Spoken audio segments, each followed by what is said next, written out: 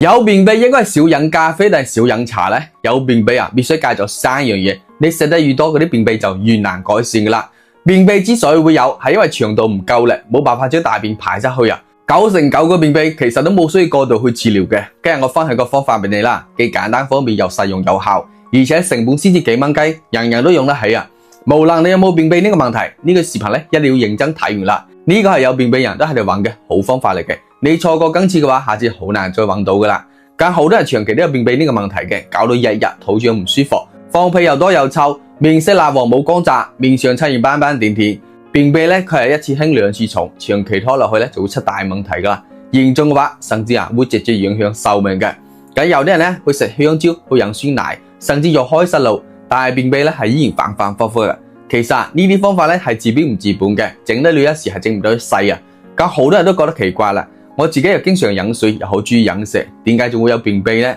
今日我就明明白白話你知啦。便秘嘅根本原因係你冇及時處理上面嘅情況，一拖再拖整出嚟嘅，導致腸道冇通，毒素垃圾一直堆積身體入邊，時間一長，各種各樣毛病就揾上門噶啦。所以話大家千祈唔好簡單咁認為淨係可以用藥或者用開塞露就可以解決，呢啲方法只係一個臨時緩解手段啫，冇辦法從根源上面去改善呢個便秘問題嘅。嗰啲同你話有辦法可以快速通便又可以斷味嘅方法咧，全部都係智商稅嚟嘅。今日我分享個方法啦，係我哋當地一位做咗50年老中醫教俾我噶，佢幫人調理便秘好多年噶啦，從來冇人俾過差評啊。好多人調理好之後咧，都反轉頭去多謝佢。咁無論係便秘引發嘅肚脹氣啦，屙屁又多又臭，面上有三斑，無論係20、30、40、50定係7、老、80斤，無論你便秘係2年、5年，甚至係10年、8年啊，用呢個方法，你連續幾日咧就見效噶啦。你堅持用一段時間，就可以將你嘅便秘問題改善得明明白白啊！方法好簡單，你可以準備火麻仁、桑葚、大麥、荷葉、甘草、紅玫瑰、山楂、粟米酥、